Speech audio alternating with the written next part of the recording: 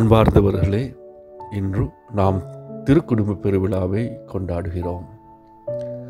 ஆண் தலைப்பேறு அனைத்தும் ஆண்டவருக்கு அர்ப்பணிக்கப்படும் என்று திருச்சட்டத்தில் எழுதியுள்ளபடி இயேசு காணிக்கையாக ஒப்பு கொடுக்கப்படுவது இன்றைய நற்செய்தியில் நாங்கள் வாசிக்கிறோம்.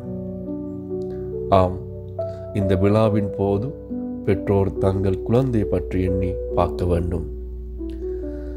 அன்பார்ந்த சகோதர சகோதரிகளே, ஒவ்வொரு குழந்தையும் இறைவன் தந்த கொடை என்பதால் அனைத்து குழந்தைகளும் ஆண்டவருக்கு சொந்தமானவர்களே.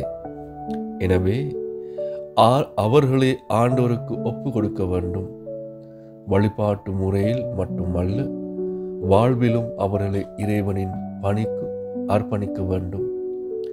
பெற்றோர் தங்கள் பிள்ளைகள் எதிர்காலத்தில் தங்களை பராமரிக்க வேண்டும் என எதிர்பார்ப்பது நியாயம்தான்.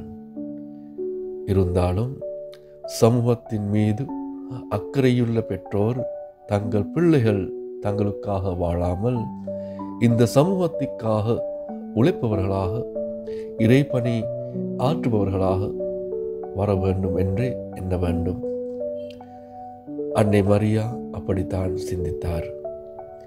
எண்ணற்ற புனிதர்கள், மறையாட்சிகளின் பெற்றோரும் அவ்வாறே நினைத்தனர்.